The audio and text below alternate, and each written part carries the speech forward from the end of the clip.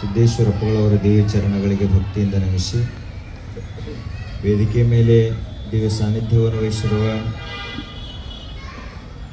ಹಿರಿಯ ಸನ್ಯಾಸಿಗಳು, ಜ್ಞಾನಯೋಗಾಶ್ರಮದ ಪೂರ್ವದ ಅಧ್ಯಕ್ಷರು ಹಾಗೂ ಮಹಾನ್ ಯೋಗಾಚಾರ್ಯರಾದಂತಹ ಪರಮ ಪೂಜನೀಯ ಶಾಂತ ಮಲ್ಲಿಕಾರ್ಜುನ ಮಹಾಸ್ವಾಮೀಜಿಯವರ ಚರಣಗಳಿಗೆ ವಂದಿಸಿ, ಹಾಗೆ ಕಕ್ಮರಿ ಗುರುದೇವಾಶ್ರಮ ಮತ್ತು ಗರಗದ ಮಡಿವಾಳೇಶ್ವರ ಮಠದ ನಿಯೋಜಿತ ಉತ್ತರಾಧಿಕಾರಿಗಳಾದಂತಹ ಸಿದ್ದೇಶ್ವರಪ್ಪಗಳವರ ಅತ್ಯಂತ ಸೇವೆಯನ್ನು ಮಾಡಿರುವಂತಹ ಪರಮ ಪೂಜ್ಯ ಆತ್ಮಾರಾಮ ಮಹಾಸ್ವಾಮೀಜಿಯವರಿಗೆ ವಂದಿಸಿ, ಹಾಗೆ ಈಗೆಲ್ಲ ತಾವು ಅವರ ಬಗ್ಗೆ ಕೇಳಿದರೆ ಪರಮ ಪೂಜ್ಯ ಸಿದ್ಧಪ್ರಸಾದ ಮಹಾಸ್ವಾಮೀಜಿಯವರು ಅವರಿಗೆ 500 ಪ್ರಕಾರದ ಅಡಿಗೆ ಬರ್ತಾವೆ.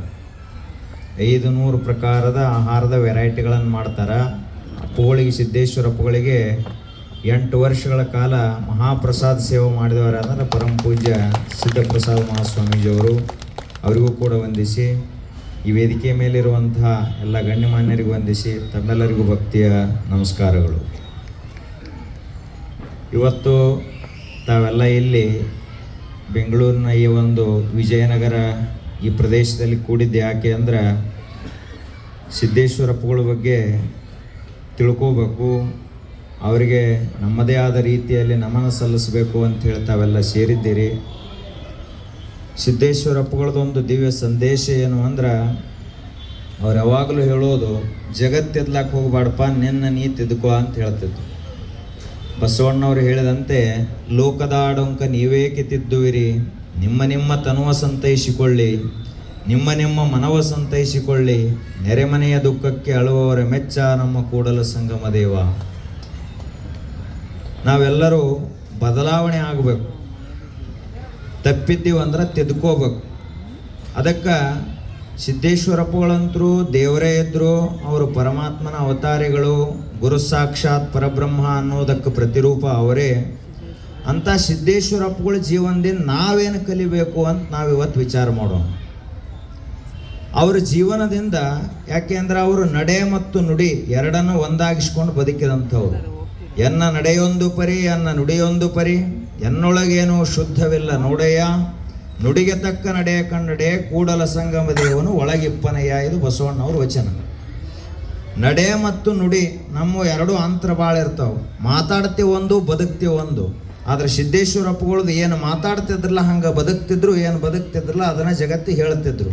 ಅದಕ್ಕೆ ಅವರಿಗೆ ನಡೆದಾಡುವ ದೇವರು ಅಂತ ಇಡೀ ಜಗತ್ತು ಕರೀತು.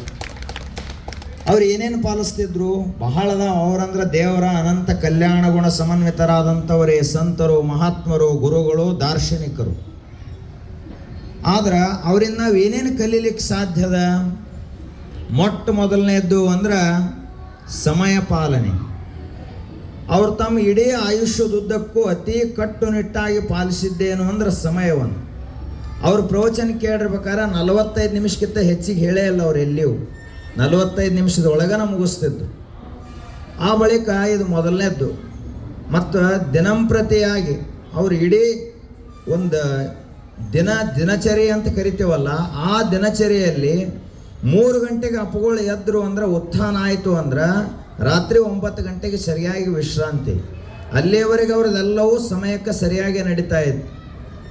ನಾವು ಮಲ್ಕೊಳ್ಳೋದು ಅದು ಸರಿಯಾಗಿರಬೇಕು, ರಾತ್ರಿ ಚರ್ಯೆನೂ ಸರಿಯಾಗಿರಬೇಕು, ದಿನಚರ್ಯನೂ ಸರಿಯಾಗಿರಬೇಕು.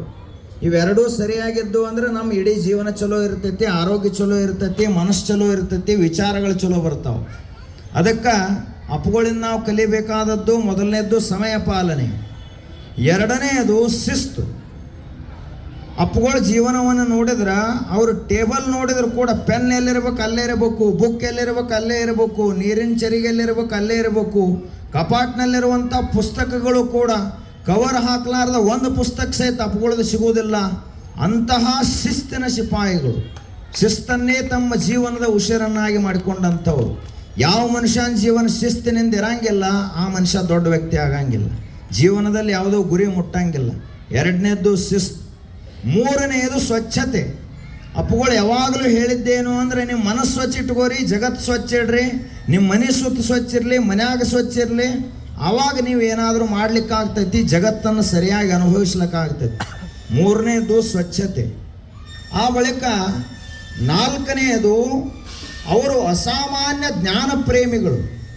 ಆನೋಭದ್ರಾಹ ಕೃತವೋ ಎಂತು ವಿಶ್ವತಃ, ಇಡೀ ವಿಶ್ವದಾದ್ಯಂತದಿಂದ ಜ್ಞಾನ ನನ್ನತ್ತ ಹರಿದು ಬರಲಿ, ಒಳ್ಳೆಯ ವಿಚಾರಗಳು ಹರಿದು ಬರಲಿ ಅಂತ ಋಷಿಗಳ ಪ್ರಾರ್ಥನೆ ಮಾಡಿದರು. ಅದರಂಗ ಬದುಕಿದಂಥ ಮಹಾನ್ ಸಂತರು ಯಾರು ಅಂದ್ರೆ ಪರಮ ಪೂಜ್ಯ ಸಿದ್ದೇಶ್ವರಪ್ಪಗಳು ಅಂತ ನಾವೆಲ್ಲ ಹೇಳಬೇಕು. ಜ್ಞಾನ ಪ್ರೇಮಿಗಳು ಪ್ರತಿದಿನ ಅಧ್ಯಯನ ಮಾಡ್ತಾ ಇದ್ರು, ಪ್ರತಿದಿನ ಚಿಂತನೆ ಮಾಡ್ತಾ ಇದ್ರು, ಪ್ರತಿದಿನ ಪ್ರವಚನ, ಪ್ರತಿದಿನ ಪಾಠ ಹೇಳ್ತಾ ಇದ್ರು. ಅದಕ್ಕೆ ನಾವು ಕೂಡ ಇವತ್ತೆಲ್ಲ ಇಂಟರ್ನೆಟ್ ಜಗತ್ತು 5G 6G AI ಬಂದತಿ, ಚಾಟ್ GPT ಬಂದತಿ, ಹಂಗೆ ಆ ಕಡೆ ಹೊಂಟದೀವಿ ನಾವು, ಪುಸ್ತಕ ಕಡೆ ಬರವಲ್ಲು. ಅಧ್ಯಯನ ಮಾಡೋದನ್ನು ಕಡಿಮೆ ಮಾಡಿದ್ದೀವಿ, ಎಲ್ಲರೂ ತಿಳ್ಕೊಳ್ಳೋದನ್ನು ಕಡಿಮೆ ಮಾಡಿದ್ದೀವಿ. ಎಲ್ಲ ಕೆಲಸ ಮೊಬೈಲ್ಗೆ ಹಚ್ಚಲತ್ತಿದ್ದೀವಿ, AI ಹಚ್ಚಲತ್ತಿದ್ದೀವಿ. ಅಪ್ಪುಗಳು ಹೇಳ್ತಿದ್ರು, ಮನುಷ್ಯ ಇವ ಯಾಂತ್ರಿಕವಾಗಿ ಬದುಕಬಾರ್ದು, ನೈಸರ್ಗಿಕವಾಗಿ ಬದುಕಬೇಕು ಅಂತ ಹೇಳ್ತಾ ಇದ್ರು. ಅದಕ್ಕೆ ನಾವು ಜ್ಞಾನ ಪ್ರೇಮಿಗಳಾಗಬೇಕು, ಜ್ಞಾನವನ್ನು ತಿಳ್ಕೋಬೇಕು, ಪ್ರತಿದಿನ ಚಿಂತನೆ ಮಾಡಬೇಕು. ದೇವ್ರು ನಮಗೆ ಬುದ್ಧಿ ಕೊಟ್ಟಾನ, ಮನಸ್ಸು ಕೊಟ್ಟಾನ, ಶರೀರ ಕೊಟ್ಟಾನ, ಕೈ ಕೊಟ್ಟಾನ, ಕಾಲು ಕೊಟ್ಟಾನ ಅಂದರೆ ಎಲ್ಲವನ್ನು ಸರಿಯಾಗಿ ಬಳಸುವಂಥ ಅಪ್ಪುಗಳ ಪ್ರವಚನದಲ್ಲಿ ಹೇಳ್ತಾ ಇದ್ರು. ಅದನ್ನು ನಾವೆಲ್ಲ ಮಾಡ್ಕೋತಿರಬೇಕು. ಅಷ್ಟೇ ಅಲ್ಲದೆ ಅವರ ಇಡೀ ಜೀವನದ ಒಂದು ಅತಿ ದೊಡ್ಡ ಸಂದೇಶ ಏನು ಅಂದ್ರೆ, ಮುಗಿದ ಕೈ ಬಾಗಿದ ತಲೆಯಾಗಿರಿಸು ಕೂಡಲ ಸಂಗಮ ದೇವ ಎನ್ನುವಂತೆ ಎಂದಿಗೂ ನಾನು ಅನ್ನೋ ಶಬ್ದವನ್ನೇ ಜೀವನದಲ್ಲಿ ಪ್ರಯೋಗ ಮಾಡಲಿಲ್ಲ, ಅಹಂಕಾರದಿಂದ ವರ್ತಿಸಲಿಲ್ಲ. ಸದಾಕಾಲ ಅಂಥ ದೊಡ್ಡ ಜ್ಞಾನಿಗಳಿದ್ರು, ಒಂದು ಸಣ್ಣ ಹುಡುಗ ಬಂದೈತೆ ಅಂದ್ರು ಅವಗೂ ಕೈ ಮುಗಿತಿದ್ರಂದ್ರೆ ಎಂಥ ವಿನಯಶೀಲತೆ ಅವರಲ್ಲಿತ್ತು. ಅದನ್ನು ನಾವೆಲ್ಲ ಕಲಿಬೇಕು. ತಲೆಯಲ್ಲಿ 4 ಪುಸ್ತಕದ ಜ್ಞಾನ ಇರಂಗಿಲ್ಲ, 1-2 ಪದವಿ ಬಂದಿರಂಗಿಲ್ಲ, ಒಂದು ತುಸು ರಾಕ್ ಇರಂಗಿಲ್ಲ, ಅಂದರೂ ನಾವು ಬಹಳ ದೊಡ್ಡ ಅಹಂಕಾರ ಗರ್ವದಿಂದ ಮೆರಿತಾ ಇರ್ತೀವಿ. ಆದ್ರೆ ಸಮುದ್ರವನ್ನು ನೋಡಿ ನಾವು ವಿನಯವನ್ನು ಕಲಿಬೇಕು. ಹಂಗೆ ಜ್ಞಾನ ಸಮುದ್ರವಾದ ಸಿದ್ದೇಶ್ವರಪ್ಪಗಳನ್ನು ನೋಡಿ ವಿನಯ ಇವೆಲ್ಲವುಗಳನ್ನು ನಾವು ಕಲಿಬೇಕು. ಅಷ್ಟೇ ಅಲ್ಲದೆ ಅವರ ಜೀವನದ ಅತ್ಯಂತ ದೊಡ್ಡ ಸಂದೇಶ ಯಾವುದು ಅಂದ್ರೆ ಅಪ್ಪುಗಳದು, ನಾವು ಬರೀ ಅವರಿವರು ಬದುಕಿ ಇದನ್ನು ನೋಡಿ ಬದುಕ್ತಿರ್ತೀವಿ, ಬರೀ ಕಾಪಿ ಮಾಡಿ ಬದುಕ್ತಿರ್ತೀವಿ. ಅವ್ರ ಮನೆ ಕಟ್ಸಿದ್ರೆ ನಾವೊಂದು ಮನೆ ಕಟ್ಸೋದು, ಅವ್ರ ಗಾಡಿ ತಂದ್ರೆ ನಾವೊಂದು ಗಾಡಿ ತರೋದು, ನನಗದ ಅವಶ್ಯಕತೆ ಐತಿ ಇಲ್ಲಿ ವಿಚಾರ ಮಾಡಂಗಿಲ್ಲ ನಾವು. ಆದ್ರೆ ಅಪ್ಪುಗಳ ಜೀವನದ ಸಂದೇಶ ಏನು ಅಂದ್ರೆ, ನಿಸರ್ಗ ನೋಡಿ ನೀ ಬದುಕಪ್ಪ, ಅವಾಗ ಪೂರ್ಣ ಬದುಕಿನಿಂದ ಆಗ್ತೈತಿ ಅಂತ ಯಾವಾಗಲೂ ಹೇಳ್ತಿದ್ರು.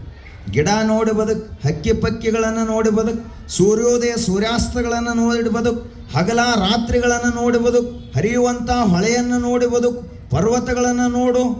ಈ ನಿಸರ್ಗವನ್ನು ಸ್ವಚ್ಛ ದೃಷ್ಟಿಯಿಂದ ತೆರೆದ ಮನಸ್ಸಿನಿಂದ ನೀ ನೋಡಿದೆ ಅಂದ್ರೆ ಅದಕ್ಕಿಂತ ದೊಡ್ಡ ಗುರುನೂ ಇಲ್ಲ, ಅದಕ್ಕಿಂತ ದೊಡ್ಡ ಜ್ಞಾನನೂ ಜಗತ್ತಿನಾಗಿಲ್ಲ. ಜಗತ್ತೇ ದೊಡ್ಡ ಗುರು. ನಾವು ತೆರೆದ ಮನಸ್ಸಿನಿಂದ ಬದುಕಿದೀವಿ ಅಂದ್ರೆ 100 ವರ್ಷ ಎಲ್ಲ ನಾವು ಕಲಿತಾನೆ ಇರಬಹುದು, ನಮ್ಮ ಜೀವನದಾಗ ಸಮಸ್ಯೆಗಳು ಬರಂಗಿಲ್ಲ. ಅದಕ್ಕೆ ಎಲ್ಲರೂ ಬರೀ ಗ್ರಂಥ ಓದಿ ಬದುಕು, ಪ್ರವಚನ ಕೇಳಿ ಬದುಕು ಅಂತ ಹೇಳಿದ್ರೆ, ಸಿದ್ದೇಶ್ವರಪ್ಪಗಳು ಜಗತ್ತು ನೋಡಿ ಬದುಕು ಅಂತ ಹೇಳಿದರು. ಹಂಗೆ ಅವರು ಬದುಕಿದ್ರು. ನಾವೆಲ್ಲ ಏನ್ರಿ ಚರ್ಚೆ ಮಾಡ್ತಿರ್ಬೇಕು, ಭಾಳ ಗಾದಲು ಚಾಲು ಆತಂದ್ರೆ ಅಪ್ಪುಗಳು ಹೇಳ್ತಿದ್ರು, ಅಲ್ಲಿ ಗಿಡದಾಗ ಒಂದು ಹಕ್ಕಿಗೆ ಕೂಗ್ಲತ್ತೈತಿ ನೋಡ್ರಿ, ಎಷ್ಟು ಚಂದ ಹಾಡ್ತೈತಿ ಅಂತ ಆ ಕಡೆ ನಮ್ಮ ದೃಷ್ಟಿಯನ್ನು ಎಲ್ಲ ಕೇಂದ್ರೀಕರಿಸ್ತಿದ್ರು. ಅಂದ್ರೆ ನಾವು ನಿಸರ್ಗದಿಂದ ಭಾಳ ದೂರ ಆಗಿದ್ದೀವಿ ಇವತ್ತು. ಅದರಾಗಿ ಸಿಟಿಗಳಲ್ಲಂತೂ ಎಲ್ಲ ಇದೊಂದು ಜೀವನನ ಬೇರೆ. ನಿಸರ್ಗದಿಂದ ಭಾಳ ದೂರ ಆಗಿದ್ದೀವಿ, ಭಾಳ ತಂತ್ರಜ್ಞಾನದ ಕಡೆ ಭಾಳ ಮುಂದೆ ಹೊಂಟಿದ್ದೀವಿ. ಯಾವಾಗಲೂ ಭಾಳ ಫಾಸ್ಟ್, ಅವಸರವೇ ಅಪಘಾತಕ್ಕೆ ಕಾರಣ. ಭಾಳ ಮುಂದೆ ಹೋಗಿ ಹೋಗಿ ನಮ್ಮದು ಮುಂದೆ ಆಕ್ಸಿಡೆಂಟ್ ಆಗೋದೈತಿ ಮನುಕುಲದ್ದೇನು. ಹಿಂಗೆ ಮುಂದೆ ಹೋದೀವಿ ಅಂದ್ರೆ ನಮ್ಗೆ ದಂಡಿಲ್ಲ, ಸಮಾಧಾನ, ಶಾಂತಿ ಇಲ್ಲ. ಅದಕ್ಕೆ ನಾವು ಇನ್ನು ಸಾವಧಾನ, ಸಾವಕಾಶವಾಗಿ, ಸಮಾಧಾನ, ಶಾಂತಿಯಿಂದ ಬದುಕಬೇಕಾಗಿತ್ತು ಅಂದ್ರೆ ನಿಸರ್ಗದ ಜೊತೆಗೆ ಬದುಕಲಾಕ ಕಲಿಬೇಕು. AC ರೂಮ್ನಾಗ ಬದುಕೋದು ಕಲ್ತಿದ್ದೀವಿ, ದೊಡ್ಡ ದೊಡ್ಡ ಕಾರ್ನೊಳಗೆ ಅಡ್ಡಾಡ್ಲಾಕ ಕಲ್ತಿದ್ದೀವಿ, ಭಾಳ ಟೆಕ್ನಾಲಜಿ ಒಳಗೆ ಮುಂದೆ ಹೋಗಿದ್ದೀವಿ. ಆದ್ರೆ ನಸಿಕಿನಾಗ ಹೇಳೋದನ್ನು ಮರ್ತದೀವಿ, ನಮ್ಮ ಆಹಾರ ಪದ್ಧತಿಯನ್ನು ಮರ್ತದೀವಿ, ಯೋಗಾಸನ ಪ್ರಾಣಾಯಾಮ ಮಾಡುವುದನ್ನು ಮರ್ತದೀವಿ. ಅಪ್ಪುಗಳು ಹೇಳಿದಂಗೆ ಬರೀ ರೊಕ್ಕ ಗಳಿಸೋದು ಒಂದು ಕಲ್ತಿದ್ದೀವಿ, ನಾವು ಉಳ್ಕಿದ್ದು ಬದುಕೋದು ಕಲ್ತಿಲ್ಲ. ಅಪ್ಪುಗಳು ಇಡೀ ಜೀವನ ತುಂಬ ಹೇಳಿದ್ದಂದ್ರೆ ಬದುಕೋದು ಕಲೀರಿಪ್ಪ, ಬದುಕೋದು ಕಲೀರಿ ಅಂತ ಬದುಕುವ ವಿದ್ಯೆಯನ್ನೇ ಹೇಳಿದರು. ಹೀಗಾಗಿ ಹೆಚ್ಚಿಗೆ ಹೇಳೋದರಲ್ಲಿ ಏನೂ ಅರ್ಥ ಇಲ್ಲ. ಅಪ್ಪುಗಳ ಜೀವನದ ಸಂದೇಶ ಅಂದ್ರೆ ಅವ್ರ ಇಡೀ ಬದುಕೇ ಒಂದು ದೊಡ್ಡ ಸಂದೇಶ. ತಾವೆಲ್ಲ ತಿಳಿದವರು, ಕಲ್ತವರು ಈ ಒಂದು ಮಹಾನಗರದಲ್ಲಿ ಇರ್ತೀರಿ, ಬೇರೆ ಬೇರೆ ಊರಿನಿಂದ ಇಲ್ಲಿ ಬಂದು ವಾಸ ಮಾಡ್ತಾ ಇರ್ತೀರಿ. ತಮ್ಮೆಲ್ಲರಿಗೂ ಒಂದು ಏನು ವಿನಂತಿ ಅಂದ್ರೆ, ನಿಮ್ಮ ಕಾಂಟ್ಯಾಕ್ಟ್ ಲೆವೆಲ್ ಭಾಳ ದೊಡ್ಡದಿರ್ತೈತಿ. ಈಗ DCP ಸಾಹೇಬ್ರು ಅದಾರ, ಅವ್ರದ್ದು ಪೊಲೀಸ್ ವಲಯ ಇರ್ತೈತಿ. ನಾವು ಅಪ್ಪುಗಳ ಸೇವಾ ಏನು ಮಾಡ್ಲಿಕ್ಕೆ ಸಾಧ್ಯ ಆಗ್ತೈತಿ? ಅವರು ಇಡೀ ಜೀವನದ ತುಂಬ ಜಗತ್ತಿಗೆ ಜ್ಞಾನದಾನವನ್ನು ಮಾಡಿ ಒಂದು ಪೈಸಾ ಸಹಿತ ತಗೊಳ್ಳಿಲ್ಲ. ಅಂಥ ಮಹಾ ಸನ್ಯಾಸಿಗಳವರು, ಮಹಾ ಸಂತರು, ಯಾವ ಪದವಿ ಪ್ರಶಸ್ತಿಗಳನ್ನು ತಗೊಳ್ಳಿಲ್ಲ. ಅಂಥ ಸಿದ್ದೇಶ್ವರಪ್ಪಗಳ ಸಲುವಾಗಿ ನಾವೇನು ಮಾಡ್ಲಿಕ್ಕೆ ಸಾಧ್ಯ ಐತಿ ಅಂದ್ರೆ, 4 ಜನರಿಗೆ ಯಾರಿಗೆ ಗೊತ್ತಿಲ್ಲಲ್ಲ ಅಂಥವ್ರಿಗೆ ಸಿದ್ದೇಶ್ವರಪ್ಪಗಳ ಗ್ರಂಥ ಅವರ ಪ್ರವಚನವನ್ನು ಮುಟ್ಟಿಸಿದೀವಿ ಅಂದ್ರೆ ಇದೇ ದೊಡ್ಡ ಸೇವಾ, ಇದೇ ದೊಡ್ಡ ಗುರುನಮನ. ಅದನ್ನು ನಾವು ಮಾಡಬೇಕಾಗಿತ್ತು. ನಮ್ಮ ಕಾಂಟ್ಯಾಕ್ಟ್ ಲೆವೆಲ್ದೊಳಗೆ, ನಮ್ಮ ಸಂಪರ್ಕದ ವಲಯದಲ್ಲಿ ನಾವು ಅಪ್ಪುಗಳ ಸಂದೇಶ ಮುಟ್ಟಿಸೋದು. ಈಗ ಇಲ್ಲಿ ಬೆಂಗಳೂರಲ್ಲಿ ಎಲ್ಲ ಇಡೀ ಜಗತ್ತಿನ ಜನ ವಾಸ ಮಾಡ್ತಾರೆ. ಅಪ್ಪುಗಳು ಇಂಗ್ಲೀಷ್ನಾಗೂ ಗ್ರಂಥ ಬರ್ದಾರ, ಇಂಗ್ಲೀಷ್ನಾಗ ಪ್ರವಚನ ಹೇಳ್ಯಾರ. ಅವ್ರು ಕೊನೆಗೊಂದು 3 ಗ್ರಂಥ ಬಿಡುಗಡೆ ಆದವು. ಪಾತಂಜಲಿ ಯೋಗ ಸೂತ್ರ, ನಾರದ ಭಕ್ತಿ ಸೂತ್ರ, ಶಿವಸೂತ್ರ ಅಂತ ಮೈಸೂರಿನಲ್ಲಿ ಆದವು. ನಿನ್ನೆ ಅಲ್ಲಂ ಪ್ರಭುದೇವ್ರ ವಚನ ನಿರ್ವಚನ ಇಂಗ್ಲೀಷ್ನಲ್ಲಿ 2 ವ್ಯಾಲ್ಯೂಮ್ ಬಿಡುಗಡೆ ಆಯ್ತು. ಇನ್ನೂ ಇಂಗ್ಲೀಷ್ನಲ್ಲಿ ಸಾಕಷ್ಟು ಪುಸ್ತಕ ಅದಾವೆ, ಹಿಂದಿಯಲ್ಲಿ ಅದಾವೆ, ಮರಾಠಿಯಲ್ಲಿ ಅದಾವೆ, ಕನ್ನಡದಲ್ಲಿ ಅಂತೂ ಸಾಕಷ್ಟು ಅದಾವೆ. ಆ ಬಳಿಕ ಪ್ರವಚನಗಳಂತೂ ಯೂಟ್ಯೂಬ್ನಲ್ಲಿ ಸಾಕಷ್ಟು ಆಡಿಯೋ ವಿಡಿಯೋ ಎಲ್ಲ ಲಭ್ಯ ಅದಾವೆ. ಇಷ್ಟೆಲ್ಲ ಇರುವಾಗ ನಾವು ಓದೋಣ, ಆ ಬಳಿಕ ಯಾರ್ಯಾರಿಗೆ ಗೊತ್ತಿಲ್ಲ ಅವ್ರಿಗೆ ಮುಟ್ಟಿಸಿದೀವಿ ಅಂದ್ರೆ ಹಂಗೆ ಪ್ರಭುಪಾದರು ಕೃಷ್ಣ ಪ್ರಜ್ಞಾ ಸಂಘವನ್ನು ಕಟ್ಟಿ ಇಡೀ ಜಗತ್ತಿನ ತುಂಬ ಇವತ್ತು ಇಸ್ಕಾನ್ ಅದಾವೆ. ಎಲ್ಲ ಕಡೆಗಳಲ್ಲಿಯೂ ಕೃಷ್ಣ ಮಂದಿರಗಳದಾವೆ. ಸ್ವಾಮಿನಾರಾಯಣ ಸಂಸ್ಥೆ ಗುಜರಾತ್ನಲ್ಲಿ ಹುಟ್ಟಿಕೊಂಡಂತಹ ಸಂಸ್ಥೆ ಇವತ್ತು ಜಗತ್ತಿನಾದ್ಯಂತ 1200 ಮಂದಿರಗಳನ್ನು ಕಟ್ಟಿದರವರು. 2,500 3,000 ಜನ ಸನ್ಯಾಸಿಗಳು ಕೂಡಿ ಅವಿರತ ಪರಿಶ್ರಮದಿಂದ ಇಷ್ಟು ದೊಡ್ಡ ಕ್ರಾಂತಿಯನ್ನು ಮಾಡುವುದಾದ್ರೆ, ಇಂಥ ಒಬ್ಬರು ಬಯಲ ಯೋಗಿಗಳು, ಜ್ಞಾನ ಯೋಗಿಗಳು, ಬದುಕುವ ವಿದ್ಯೆಯನ್ನು ಕೊಟ್ಟಂತಹ ಮಹಾಜ್ಞಾನಿಗಳ ಸಲುವಾಗಿ ನಾವ್ಯಾಕೆ ಸಂಕಲ್ಪ ಮಾಡಬಾರದು? ನಾವ್ಯಾಕೆ ನಮ್ಮ ಕೈಲಾದ ಸೇವೆಯನ್ನು ಮಾಡಬಾರದು? ಇಷ್ಟು ಮಾಡಿದೀವಿ ಅಂದ್ರೆ ನಮ್ಮ ಜೀವನನೂ ಸಾರ್ಥಕ ಆಗ್ತದ ಅಂತ ಹೇಳ್ತಾ ಅವಕಾಶಕ್ಕಾಗಿ ಮತ್ತೊಮ್ಮೆ ಎಲ್ಲರಿಗೆ ವಂದಿಸಿ 2 ಮಾತುಗಳಿಗೆ ವಿರಾಮ.